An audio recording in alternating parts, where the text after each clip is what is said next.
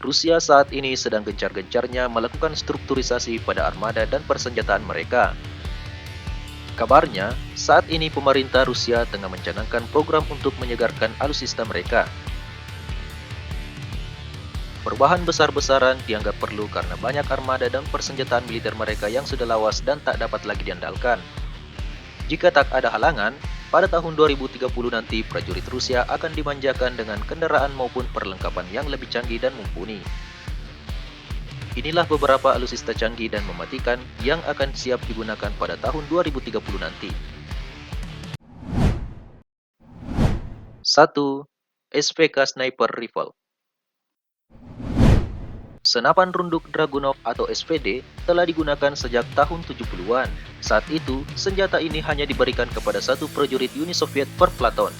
Kini, pemerintah Rusia telah mengumumkan penerus senjata legendaris ini. Senjata tersebut bernama senapan runduk semi-otomatis SPK.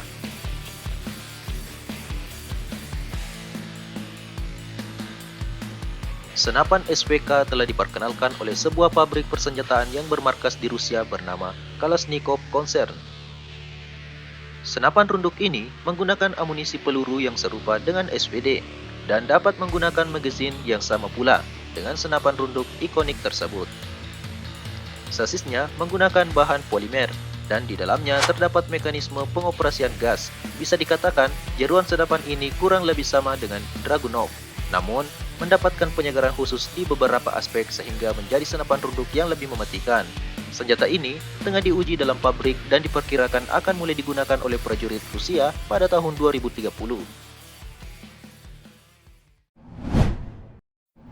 2. Pakva. Pakva adalah jet tempur generasi kelima milik Rusia dan merupakan proyek kolaborasi dengan India dalam rangka menciptakan pesawat tempur siluman multiperan berukuran besar bagi kedua negara tersebut. Pesawat ini sedang dikembangkan oleh Biro Penerbangan yang melegenda, Sukhoi, yang juga merupakan dalang di balik jet tempur canggih dan ikonik Uni Soviet dan Rusia. Jet tempur ini akan dilengkapi radar pemindai elektronik untuk mengintai dan menembak jatuh target bergerak di udara serta sensor optik elektro yang bisa digunakan khusus untuk menyasar target di darat. Kombinasi muntahan tenaga yang dahsyat dan hentakan daya pendorong yang kuat menjadikan pesawat ini dapat leluasa bermanuver di udara dan jelas akan menjadi lawan yang sangat mematikan bagi musuh yang dihadapinya.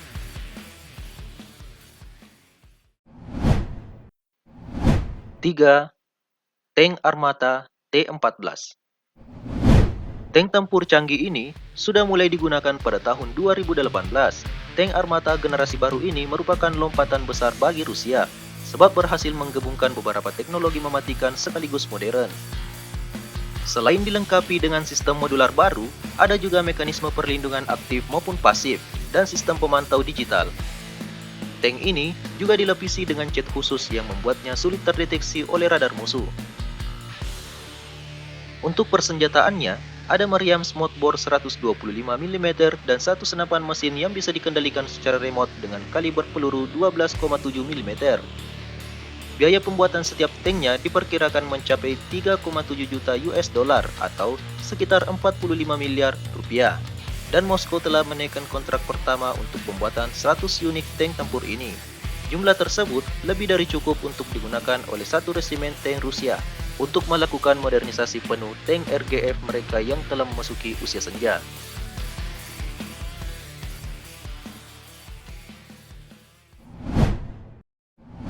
4.